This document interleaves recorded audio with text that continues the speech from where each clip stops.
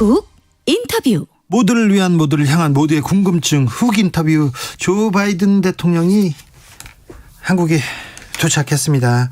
지금 삼성전자 평택공장을 방문하고 있는데요. 내일은 윤석열 대통령과 정상회담 갖습니다. 잠시 후에 윤 대통령을 평택 삼성공장에서 만날 것으로 보입니다. 한미동맹 강화, 북핵 해법 찾기, 머리를 맞댈 텐데 어떤 내용이 나올까요? 한미 정상회담, 그리고 북한을 대비하는 바이든의 자세에 대해서도 알아보겠습니다. 그리고 북한 상황도 좀 물어보겠습니다. 정한범 국방대 국방정책연구센터장, 안녕하세요. 네, 안녕하십니까. 예. 정한범입니다.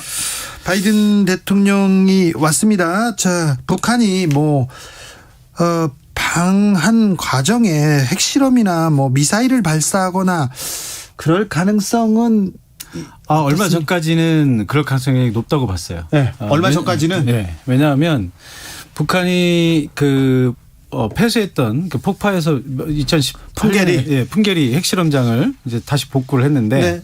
그게 이제 입구만 좀 붕괴된 상황이어서, 네. 옆에를 뚫고 들어가서 새로 문을 내고 이런 상황을 봤을 때 핵실험을 하기 위한 준비를 하는구나라고 하는 그런 느낌을 받았거든요. 4월쯤에 핵실험 준비가 거의 끝났다, 이런 얘기도 들었습니다. 예, 지금은 우리 국정원뿐만 아니라 미국 쪽에서도 핵실험이 임박했다라고 하는 그런 얘기들을 많이 하고 있기 때문에 핵실험을 할 준비는 분명히 한 게 맞아요. 그런데 방한 과정에 미국 대통령이 한국에 있을 때 군사 도발을 할까요? 그런데 이제 그래서 그러면 그 시점이 언제냐? 네. 가장 극적인 타이밍을 노릴 것이다. 그러면 바이든의 방한 시점이다. 이렇게 이제 시나리오들이 대충 구성이 됐었는데, 저는 약간은 조금 회의적으로 보는 게, 그렇죠. 예, 북한도 간을 봐야 되거든요. 간. 예. 전문 용어 나왔습니다. 예. 이 저명한 학자께서 지금 상황을 좀 지켜봐야 되죠. 그렇죠. 이게 자기들이 쓸 수 있는 카드가 여러 개가 있는데, 네. 그중에 어느 카드를 훅 써버리면 나머지 카드들은 다 버려야 되거든요. 예. 근데 어떤 카드가 좋을지 아직 결정이 안 된 상황에서 최악의 카드를 쓴다? 그러니까 사실 쉽지 않은 거고요. 예. 또 하나 지금 변수가 생긴 것이 코로나. 북한이 지금까지는 코로나 환자 0명이다. 네. 공식적으로 0명이다 하면서 완전 봉쇄를 지난 한 2년간 했었는데요. 열병식 때 마스크 안 쓰고 다 모여 있더라고요. 소리 지르고. 그러니까. 근데 이 오미크론 변이가 참 무섭긴 무서운가 봐요. 이런 완전 봉쇄를 뚫고 북한까지 침투를 했는데, 네. 우리가 오미크론 겪어봐서 알겠지만 굉장히 전염력이 높잖아요. 네. 김정은 위원장이 한 명도 없다고 그랬던 것을 이제 공식적으로 전 세계에다가 공표했다고 하는 것은, 네. 그만큼 이제는 숨기고는 넘어갈 수 없다고 하는 절박한 상황이라는 것을 스스로 인정한 셈이고요. 아니, 그런데 우리나라에서 손을 내밀고 언제든지 돕겠다고 했는데 왜 또 우리 손은 뿌리치고 중국 손만 잡고 있는 건지. 그러니까 좀 한심한 거죠. 그러니까 코로나라고 하는 이런 팬데믹이 지연은 시킬 수 있지만 그걸 완전히 피해갈 수는 없는 거거든요. 예. 왜 그런 부분에 대해서 북한 지도부가 그런 완전한 오판을 했는지 저도 이해가 안 되는데, 네. 초기에 대응을 했었어야죠. 그리고 그렇죠. 국제사회의 지원 얘기가 나왔을 때 그걸 받았어야 되는데, 그걸 끝까지 버티면 도대체 언제까지 버티겠다는 의도였는지 그걸 저도 이해가 안 되고요. 지금 이제 중국의 손을 먼저 잡는 것은 충분히 북한의 입장이 그럴 수밖에 없다는 게 이해가 되는데, 중국이 왜 문제가 되냐면, 중국이 사실은 코로나 대응을 제일 잘한 나라처럼 알려졌지만 알고 보면은 아니에요. 왜냐하면 우리는 일상생활을 하면서 코로나 대응을 하는 거고, 예. 중국은 역시 봉쇄. 완전 봉쇄를 통해서 한 거기 때문에 봉쇄가 풀리면은 이건 언제든지 무너지거든요. 아니, 그리고 막을 수도 잡을 수도 없어요. 지금도. 그럼요. 네. 이게 그러니까 아까 말씀드렸지만 지연은 시킬 수 있지만 언젠가는 터질 수밖에 없는 거거든요. 네. 그러면 이제 중국의 도움을 받는다는 얘기는 중국식 코로나 대응을 하겠다는 얘기인데, 네. 아니 중국이 지금까지 해온 게 봉쇄고 봉쇄가 지금 중국도 터져가지고 전혀 해답이 아닌데 네. 지금 잘못된 문제를 풀고 있어요. 맞아요. 그리고 이제 중국이 가지고 있는 백신도 사실은 국제적으로 별로 네. 인정을 받지 못하고 있는데 중국 백신은 북한도 원하지 않는다면서요. 그러니까 도대체 뭘 도움을 받겠다는 건지 저도 이해가 안 되고 네. 그러면 결국은 중국 도움 받아보다가 안 되면 결국 국제사회에 손 내밀어야 되거든요. 예. 그런데 바이든이 방한한 상황에서 핵실험을 한다? 네. 물론 바이든이 왔을 때 도발한다라고 하는 것, 그러니까 핵실험이 아닌 다른 식의 도발도 위험하지만 네. 핵실험은 사실 국제사회에서 미국이 용납을 해주고 싶어도 해줄 수 없는 부분이에요. 왜냐하면 이건 국제 핵 레짐 자체를 뒤흔들어 버리는 거기 때문에 뭐 이런 종합적인 상황을 고려한다면 네. 바이든이 왔을 때 핵실험을 한다는 것은 정말 이성을 상실하지 않는 한 불가능하지 않을까 이렇게 생각합니다. 지금 막 그 윤석열 대통령과 조 바이든 대통령이 만났습니다. 삼성전자 평택 공장에서 윤석열 대통령이 기다려서 영접을 했는데 이거는 좀 낯선 광경입니다. 예, 보통 이렇게 삼성전자 공장 이런 데서 만나는 것은 네. 보기 힘든 장면이죠. 네, 이건 예. 어떻게 이해해야 됩니까? 뭐 아무래도 이제 기술 동맹이라고 하는 게 지금 가장 큰 이슈가 되고 있는데 네.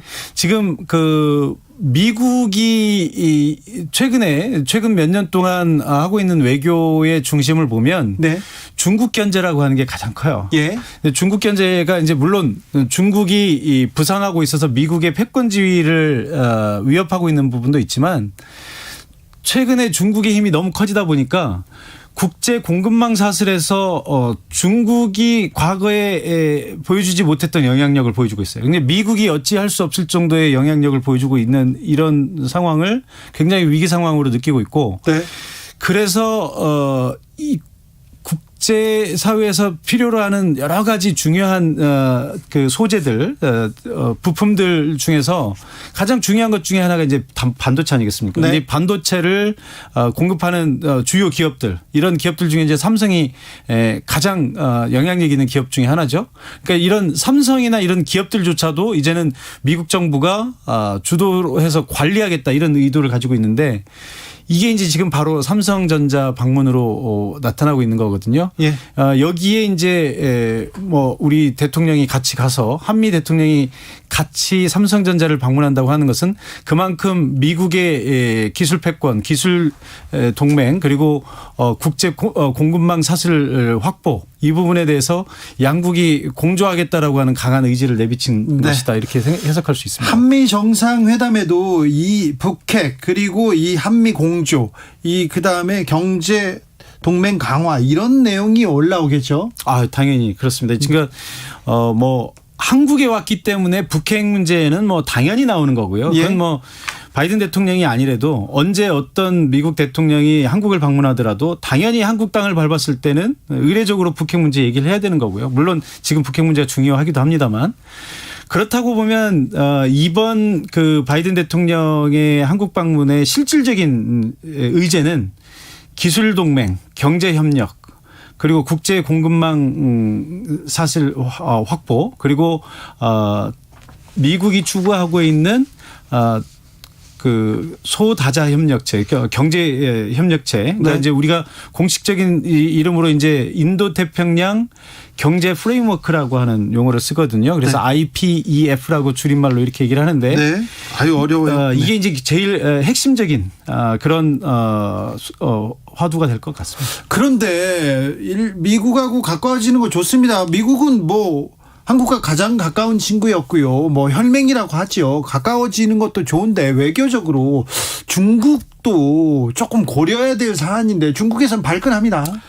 중국은 당연히 발끈하죠. 이런 네. 문제가 있으면 뭐 얼마 전까지 이제 우리가 쿼드라는 얘기 많이 들어봤어요. 예, 예. 네, 쿼드라고 이제 미국과 일본이 중심이 돼서 호주 그리고 저기 인도양의 아시아 태평양을 넘어서서 저쪽 인도양에 있는 인도까지를 포함시켜서 중국을 견제하겠다고 하는 이제 쿼드가 이슈화가 됐고 그 쿼드에 쿼드 플러스라고 하는 이름을 썼었죠. 쿼드에 한국이 들어와라 이런 사인을 많이 줬었거든요. 네. 거기 들어가지 못한 이유가 이제 중국의 반발 때문이거든요. 네. 이 쿼드가 중국을 견제하고자 하는 미국과 일본의 의도를 담은 것이었기 때문에 한국이 들어가게 되면 사실 한국은 이제 안미 경중이라는 말 많이 쓰잖아요. 안보는 미국과 경제는 중국과 가장 네. 가깝기 때문에 지금 우리가 우리 경제의 교역량의 1위 국가가 중국이에요. 네. 그런 이제 중국이 만약에 지난번 사드 때 보복한 것처럼 또 보복을 하게 되면 네. 우리 경제 성장률이 또 뭐 1년에 몇 % 이상씩 또 굉장히 충격을 받겠죠. 네. 그렇기 때문에 우리가 중국을 의식해서 이제 쿼드에 들어가지 못했던 건데 요번에 다시 또 이제 IPEF라고 하는 네. 새로운 그러니까 인도 태평양 경제 프레임워크라고 하는 그러니까 이제 정치가 아니라 이제 경제적으로 뭔가 또 기구를 만들겠다고 하는 거거든요. 한국이 뭐 주도적으로 지금 들어가겠다고 얘기를 하고 있어요. 예, 이제 뭐 한국이 아마도 그럴 것 같아요. 이거는 그 쿼드하고는 달리 약간 이제 경제 중심이기 때문에 네. 약간 우리 정부로서는 쿼드보다는 좀 부담이 덜 하겠죠. 네. 그런데 아마 중국 입장에서는 여전히 기분 나빠할 가능성이 높습니다. 선거 과정에서 윤석열 후보 사드 얘기하는 것 이런 부분은 굉장히 좀 부담이 되지 않을까 그런 생각도 됐는데요. 아마 그 선거 과정에서 했었던 얘기지만 실제로 뭐 그 부분을 실행에 옮기기는 쉽지 않을 것 같고요. 그런 말을 하는 것 자체가 좀 부담이지 않습니까? 뭐 그 얘기는 제가 네. 교수님. 예. 네. 예. 그래서 어쨌든 그 IPF 같은 경우는 이제 경제 쪽이기 때문에 아무래도 이제 군사 정치적인 쪽보다는 그래도 좀 우리 정부가 좀 부담을 덜 갖고 있는 것 같긴 합니다. 네. 근데 여전히 이 중국에서 이 부분에 대해서 아마 이제 좀 불쾌하게 생각을 할 텐데 이번에 예. 지금 바이든 대통령이 왔을 때 성주 미군 사드 기지 있지 않습니까? 여기를 조금 적극적으로 좀 추진한다 이런 얘기도 나왔는데 여기서 좀 변화가 있을까요? 그 얘기가 있었어요. 그러니까 사드를 추가로 배치한다기보다는 지금 이제 사드가 박근혜 정부 말기에 배치되어 있는 사드가 어떤 형태냐면 임시로 그냥 배치해 있는 그런 형태로 돼 있어요. 예. 그래서 여기에다가 아예 이제 구조물을 짓고 완전히 정주할 수 있게 이렇게 하겠다라고 하는 얘기들이 이제 몇 번 나왔었는데 아마 이번에 사드 추가 배치가 아니라 그 부분을 할 것이다라는 얘기가 있었거든요. 네. 근데 우리 정부 공식 입장을 보니까 네. 이번에는 그게 아니다라고 얘기를 한 걸로 봐서 이번에 그 얘기는 아닐 것 같습니다. 네.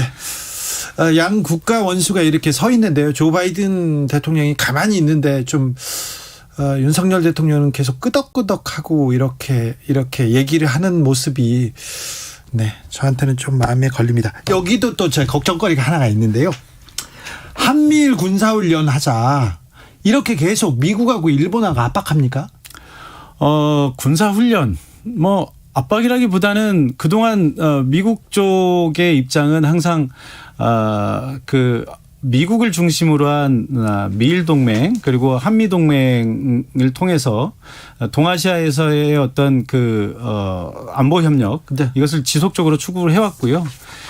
그것은 뭐 지금이라고 해서 특별히 요구한다기보다는 미국은 계속 지속적으로 그런 입장을 갖고 있습니다. 일본이 가장 원하고 그리고 미국에서 계속 압박했는데 한국에서는 안 했지 않습니까? 그러면 한미일이 군사훈련을 하면 동해에서 독도 앞바다에서 일본 함정과 우리 해군이 훈련하게 된다. 이거는 문재인 대통령도 절대 용납할 수 없다고 했었는데.